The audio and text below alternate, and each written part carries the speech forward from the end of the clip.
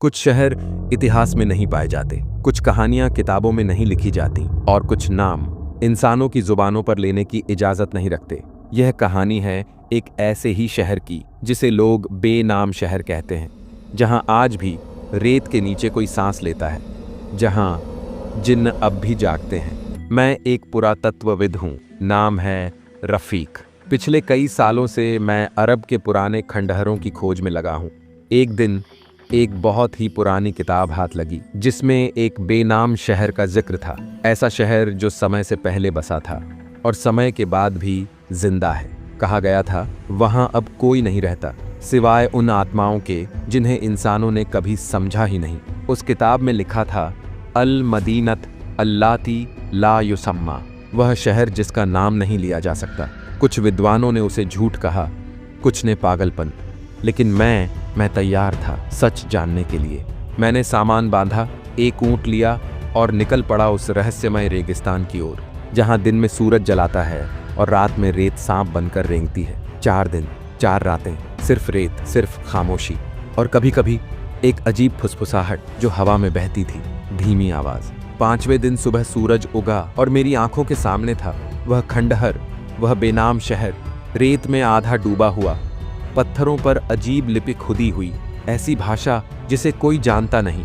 और तब मुझे पहली बार महसूस हुआ जैसे कोई मेरी मौजूदगी से नाखुश हो। मैंने शहर के द्वार पर कदम रखा और एक ठंडी हवा मेरे चेहरे से टकराई।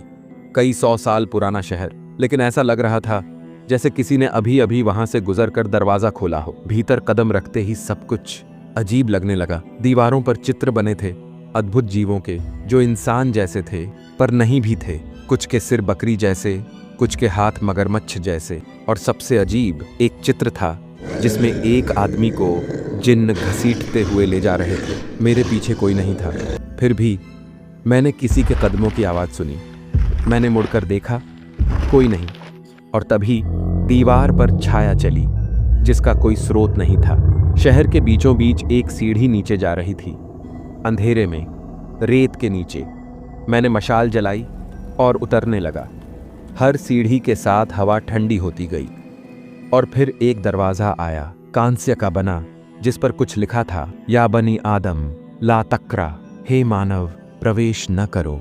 मेरे अंदर डर था। मैंने वो दरवाजा खोला और अंदर अंधकार के सिवा कुछ नहीं था। पर जब मेरी मशाल की रोशनी आगे बढ़ी, मैंने देखा एक विशाल हॉल जिसमें एक पत्थर का तख्त था और उस पर कोई बैठा था। जब मेरी मशाल की रोशनी तख्त तक पहुंची, मैंने देखा वहां कोई बैठा हुआ था, लेकिन वो इंसान नहीं था। वो हिला नहीं, पर उसकी आंखें खुली थीं और उन आंखों में कोई बहुत पुरानी नफरत थी। हॉल की दीवारों पर वही रहस्यमयी लिपियां थीं। उनमें एक लाइन चमक रही थी, मनमा अल जिन्न इल्ला वक्त अल खराब। जिन्न कभी नहीं सोते, वे सिर्फ तब शांत होते हैं जब दुनिया तबाह हो रही हो। मैंने कदम पीछे खींचे, पर तभी तख्त पर बैठी आकृति की सांस चलने लगी। अचानक मेरी मशाल बुझ गई। चारों तरफ अंधेरा और एक सरसराहट, जैसे कोई बहुत तेजी से दीवारों के साथ भाग रहा हो। मेरे कानों में एक गूंज आई, इंसान, तू यहाँ क्यों आया है? ये आवाज मेरे अंदर से आई थी, मानो किसी ने मेरे दिमाग में घुसकर कहा हो। मैंने जवाब नहीं दिया, लेकिन मेरा शरीर कांप रहा था। तभी एक और आवाज, तू हमें भूल चुका है, लेकिन हम तुझे नहीं भूले। मुझे दिखा, मुझ पर अजीब रोशनी पड़ी है और मेरी परछाई अब मेरी जैसी नहीं दिखती थी। शहर कोई साधारण खंडहर नहीं था, यह जिन्नों का पुराना दरबार था, जहां वे राजा की तरह राज करते थे, जहां उन्होंने इंसानों को बंदी बनाकर रखा था। और जब इंसान ताकतवर होने लगे तो जिन्न सो गए, इंतजार में कि कोई मूर्ख इंसान फिर उन्हें जगाए, और शायद वो मूर्ख मैं था। तूने हमें जगाया, अब तू अपने ज्ञान की कीमत चुकाएगा। मैंने देखा, वो आकृति अब हिल रही थी। उसके चेहरे पर चमकता हुआ मुकुट था, उसके हाथों की उंगलियां नुकीली थीं और उसकी सांस हवा को बर्फ बना रही थी। मैंने पीछे मुड़कर भागना चाहा, लेकिन सीढ़ियां गायब थीं, जैसे मैंने कभी ऊपर आने का रास्ता देखा ही नहीं था। और सामने जिन्न धीरे धीरे मेरी ओर बढ़ रहा था। हर इंसान अपने लालच से नष्ट होता है, तू सत्य चाहता था, अब तू उसे जिएगा। उसके हाथ हवा में उठे और मेरी आंखों के सामने पूरा शहर जीवित हो उठा। दीवारें कांपने लगीं, चित्र हिलने लगे और वो सारी आकृतियां अब मेरी तरफ बढ़ रही थीं। सैकड़ों जिन्न हर दीवार से, हर पत्थर से बाहर निकल आए। कोई हवा में तैर रहा था, कोई जमीन से रेंग रहा था और हर एक की आंखें मुझ पर टिकी थीं। हॉल के पीछे एक और दरवाजा खुला। वहां अंधकार नहीं बल्कि एक नीली रोशनी थी। ने मेरी ओर इशारा किया, जा। जो खोजा है वो ले जा, लेकिन लौटने का रास्ता नहीं मिलेगा। मैंने उस दरवाजे में कदम रखा और फिर मुझे दिखा एक बहुत बड़ी किताब जिसमें हर जीवित आत्मा का नाम लिखा था, लेकिन आखिरी पन्ने पर लिखा था रफिकत इब्न जमाना, जिन्हों की नजर में प्रवेश किया। मैंने जैसे ही किताब को छुआ, मेरे अंदर की सांस जैसे थम गई। एक एक करके मेरे सारे डर मेरी आंखों के सामने आने लगे। बचपन की गलती, युवावस्था का पाप, हर वो चीज जो मैंने कभी किसी को नहीं बताई। किताब मेरे अतीत को पढ़ रही थी। तू वह है जिसने बंद दरवाजे खोल दिए, अब तेरी आत्मा हमारे कदमों में है। मैंने पीछे देखा, जिन्न अब हवा में तैर रहा था। उसके चारों ओर आग का घेरा था और उसके शब्द मेरी हड्डियों में गूंज रहे थे। किताब अब मेरे हाथ में कांप रही थी, जैसे उसमें खुद एक जिन्न बसा हो। मैंने देखा कुछ नाम मिटे हुए थे। जिन्न ने कहा, ये वो हैं जो शहर से बाहर नहीं जा पाए। एक धागा मेरी छाती से निकला और किताब के पन्ने में जाकर समा गया। मैं अब किताब से जुड़ चुका था। जैसे ही मैंने कुछ कदम पीछे हटने की कोशिश की, मुझे ऐसा महसूस हुआ जैसे मेरी आत्मा को पीछे खींचा जा रहा हो। कमरे की दीवारें अब चेहरे बन गई थीं। हजारों आत्माएं जो कभी यहां आए पर लौट नहीं सके, वो अब दीवारों का हिस्सा थीं और मैं उनका नया साथी बनने जा रहा था। हर नाम के साथ एक शर्त होती है, अगर तू किसी और को लाकर हमारा नाम आगे बढ़ा सके तो तेरे लिए दरवाजा खुलेगा। मेरे सामने दो रास्ते थे, या तो इस शहर में आत्मा बनकर फंस जाऊं या किसी और को यहां लाने की योजना बनाऊं। शैतान के साथ सौदा इंसान को इंसान नहीं छोड़ता। शहर के अंदर वक्त कुछ और था।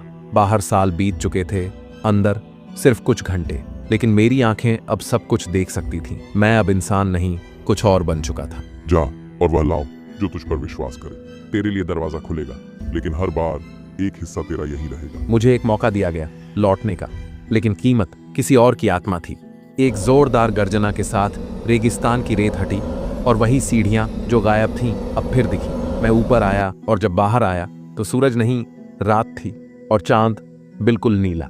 मैं फिर उस टीलों भरे रेगिस्तान में था, लेकिन कुछ बदल चुका था। मेरे हाथ में किताब नहीं थी, पर उसकी गर्मी अब भी मेरी हथेलियों में थी। मेरी सांस अब मेरी नहीं लगती थी। मैं जिंदा था, लेकिन अधूरा। मैं वहां लौटा जहां से यात्रा शुरू हुई थी, गांव के उस सराय में जहां पहली बार किसी बुजुर्ग ने उस बेनाम शहर का जिक्र किया था। पर इस बार लोग मुझे पहचान नहीं पा रहे थे। मेरी आंखों में कुछ था जो इंसानी नहीं था। जिन्होंने कहा था, जो तुझ पर विश्वास करे वही बलिदान बने। सीधा, सरल, मेरे हर शब्द पर भरोसा करने वाला। मेरे दोस्त इरफान को मैं बचपन से जानता था। वही मेरी कुर्बानी बन सकता था। पर क्या मैं ऐसा कर सकता था? हर रात जब मैं सोता, वो किताब मेरे सपनों में आती, उसके पन्ने पलटते और हर बार एक नया नाम जोड़ने की मांग करते। मैं चीखता, पर जिन्न की आवाज गूंजती, एक नाम दो और मुक्ति लो। मैंने इरफान को बुलाया, कहा, मैंने एक रहस्यमयी शहर खोजा है जहां पुरानी सभ्यता के रहस्य छुपे हैं और हम अमृता पा सकते हैं। उसने बिना सवाल माने हाँ कहा। मेरी आत्मा तब बिखर गई, पर मैंने चुप्पी ओढ़ ली। जैसे ही हम उस दरवाजे के पास पहुंचे, जैसे ही इरफान ने पहली सीढ़ी पर कदम रखा, हवा बदल गई। आकाश पर बादल छा गए और जिन्हों की आवाजें गूंज उठीं, एक और आत्मा हमारे लिए। रफीका, ये जगह अजीब लग रही है, क्या तू सच बोल रहा है? उसने मेरी ओर देखा। वो वही मासूम नजर थी जो मुझ पर भरोसा करती थी। मेरा गला भर आया और उस क्षण मैंने फैसला किया, मैं यह नहीं कर सकता। मैंने इरफान को धक्का दिया, पर अंदर नहीं, बाहर, दूर रेगिस्तान की ओर, और खुद मैं उस दरवाजे में उतर गया। जैसे ही मैं नीचे पहुंचा, दरवाजा बंद हो गया, हमेशा के लिए। तूने नियम तोड़ा, अब तेरा नाम किताब से कभी मिटेगा नहीं। मुझे चारों ओर से आग ने घेर लिया, पर मैं डर नहीं रहा था। मैंने चुना था मुक्ति नहीं, प्रायश्चित। जिन्होंने मुझे मार नहीं डाला, उन्होंने मुझे बना दिया शहर का नया रक्षक। अब हर बार कोई नया यात्री इस शहर की ओर आता है तो मैं ही वह हूं जो उसे चेतावनी देता है, या फिर उसका नाम अगली पंक्ति में जोड़ता हूं।